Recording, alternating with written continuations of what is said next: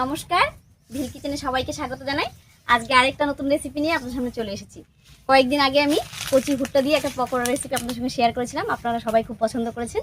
আর আজকেও একেবারে কচি ভুট্টা নয়, একটু বড় মাঝারি সাইজের যে ভুট্টাগুলো হয় সেগুলো দিয়ে একটা রেসিপি আপনাদের সঙ্গে শেয়ার করব। আপনারা সঙ্গে থাকুন, আশা করছি খুব ভালো লাগবে। তো তার জন্য প্রথমে আমাদের ভুট্টার বাগান থেকে কয়েকটা ভুট্টা তুলে নিচ্ছি মাঝারি সাইজের।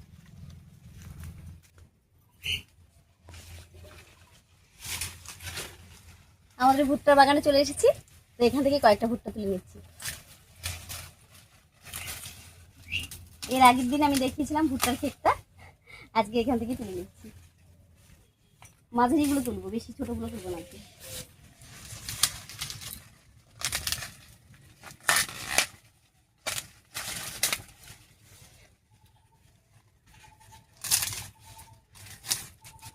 অনেক কটা তুলে নিয়েছি, আর এই দিয়ে হয়ে যাবে।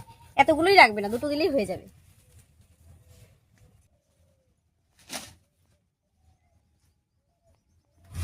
ভুট্টাগুলো তুলে নিয়ে এলাম, এবারে উপরে খোসাগুলো ছাড়িয়ে নিচ্ছি।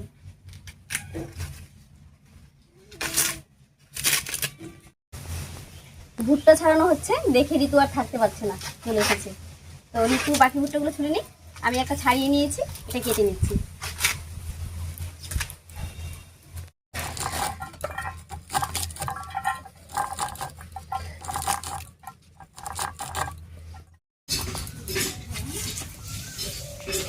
একটা কেটে নিয়েছি, এবারে আরেকটা কেটে নিচ্ছি, আর এই দুটো দিলেই হয়ে যাবে।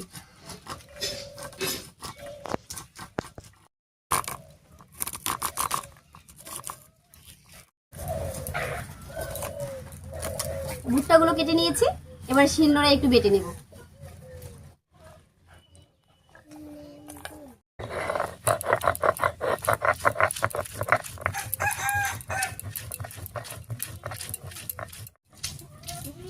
আজকের এই রেসিপিটা দেখলে আপনারা বুঝতে পারবেন যে ভুট্টা দিয়েও এত সুন্দর একটা রেসিপি হয়।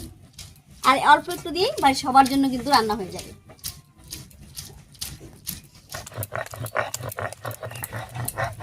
ভুট্টাগুলো হালকা করে বেটে নিলাম, এবারে নামিয়ে নিচ্ছি।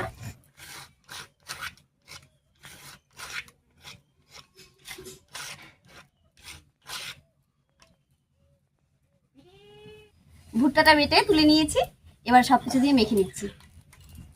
এই ভুট্টা বাটাটার উপরে দিয়ে দিচ্ছি লঙ্কা কুচি, দেবে একটুখানি পেঁয়াজ কুচি, দিয়ে দিচ্ছি সামান্য একটুখানি হলুদ আর স্বাদ মতো লবণ।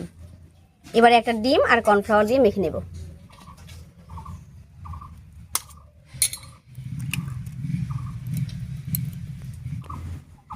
আমি এখানে 2 চামচ মতো কর্নফ্লাওয়ার দিয়ে দিচ্ছি, তবে আপনারা চাইলে কিন্তু বেসন দিয়েও করতে পারেন।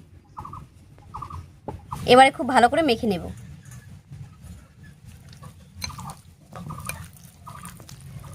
ভুট্টার ব্যাটারটা দেখুন কতটা পাতলা হয়েছে, আর এরকম পাতলা হলে কিন্তু বড়াটা ভালোভাবে ভাজতে সুবিধা হবে, আর ঝোলের মধ্যে দিলে বড়াটা বেশ সুন্দর ঝোল টানবে আর ফুলে উঠবে। ভুট্টার ব্যাটারটা রেডি করে নিয়েছি, এবারে উনুন জ্বালিয়ে ঝটপট করে রান্নাটা করে নেব। জল ফেলো মামা।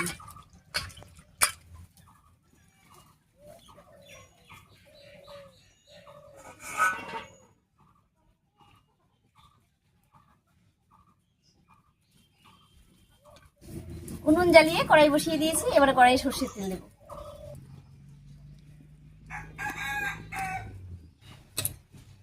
এইবার ভুট্টার এই ব্যাটারটা দিয়ে ছোট ছোট করে বড়া বানিয়ে নেব।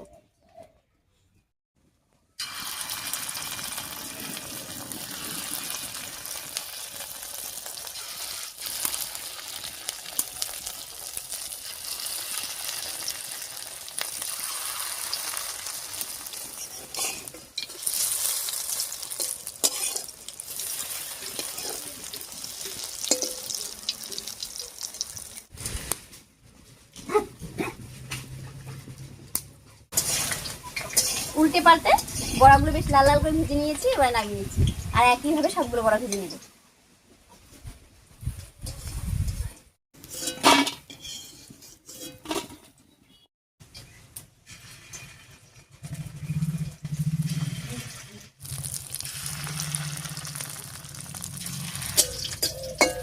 এই বড়া কটাও ভাজা হয়ে গেছে, একবার নামিয়ে নিচ্ছি।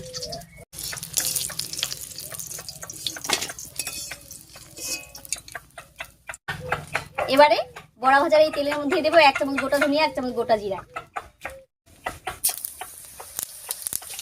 এর উপরে দিয়ে দিচ্ছি আদা আর রসুন, দিয়ে দিচ্ছি একটুখানি পেঁয়াজ, দিয়ে দেবো কাঁচা লঙ্কা চেরা আর টমেটো কুচি।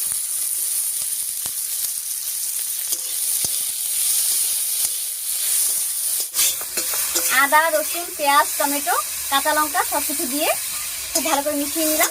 এবার একটুখানি লবণ দিয়ে দিচ্ছি।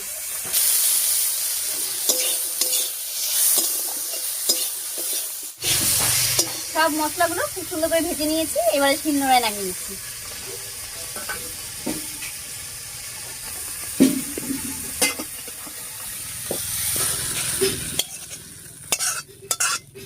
ফোড়নের জন্য কড়াইয়ে আরো একটুখানি সর্ষের তেল দিয়ে দিয়েছি। এবারে ফোড়ন দিয়ে দেবো, আর ফোড়ন দেব গোটা জিরা, শুকনো লঙ্কা আর গোটা গরম মশলা দিয়ে।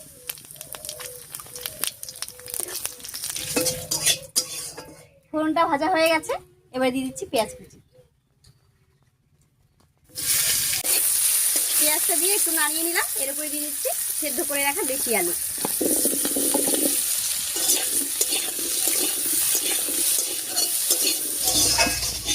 ফোড়নের উপরে আলুটা দিয়ে একটু নাড়িয়ে নিয়েছি। এবারে স্বাদ মতো লবণ আর হলুদ দেবো, তবে লবণটা একটু অল্প করে দেবো, সেদ্ধ করার সময় আমি লবণ দিয়েছিলাম আলুর মধ্যে। আলুর উপরে দিয়ে দিচ্ছি স্বাদ মতো লবণ আর দিয়ে দিচ্ছি সামান্য একটুখানি হলুদ। এই অবস্থায় আলুটা একটুখানি ভাজা ভাজা মতো হতে থাক, আমি মশলাটা ভেজে নিচ্ছি।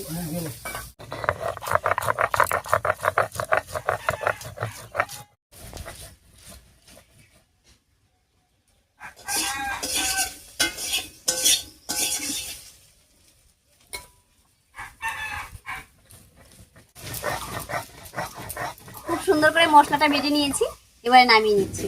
আর সবকিছু রান্না করা আছে, মশলাটা বাটতে কিন্তু বেশি সময় লাগেনি, খুব তাড়াতাড়ি বাটা হয়ে গেছে। একবারে রান্নায় দিয়ে দিচ্ছি বাটা মশলাটা।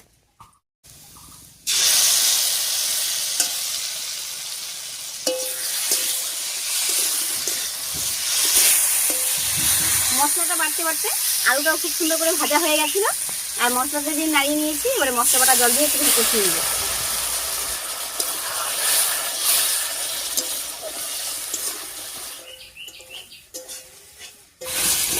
মশলা বাটা জল দিয়ে খুব সুন্দর করে কষিয়ে নিয়েছি। এবারে ঝোলের জন্য জল দেব।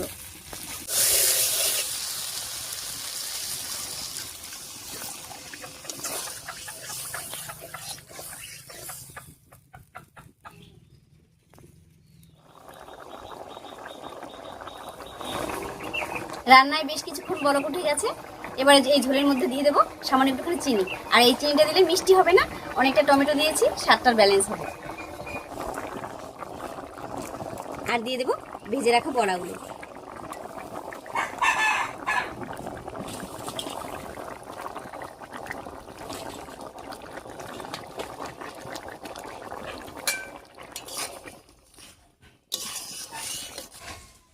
চিনি আর বড়াটা দিয়ে খুব ভালো করে নাড়িয়ে নিয়েছি। এবার 5 মিনিট রান্না করে নেব। আর এখন একটু ঝোল ঝোল মনে হচ্ছে, তবে বড়ার তরকারি কিন্তু ঝোলটা অনেকটাই টেনে নেবে রান্না হয়ে গেলে।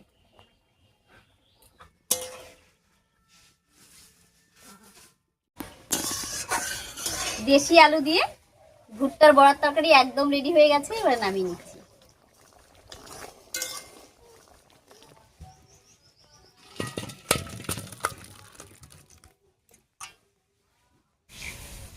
রান্নাটা দেখুন, দেখতে কত সুন্দর হয়েছে, আর বড়াগুলো একেবারে নরম তুলতুলে। আপনাদেরকে একবার দেখাচ্ছি, দেখুন কতটা নরম হয়েছে আর ভেতরে কত রস ঢুকে গেছে। যাই হোক, আজকের এই ভুট্টার সহজ রেসিপিটা আপনাদের কাছে কেমন লেগেছে অবশ্যই কমেন্টে জানাবেন। যদি ভালো লাগে লাইক করে দেবেন এবং চ্যানেলটিকে সাবস্ক্রাইব করে এইভাবেই আমাদের পাশে থাকবেন। আজ এই পর্যন্তই, আবার দেখা হচ্ছে নতুন কোনো রেসিপি নিয়ে।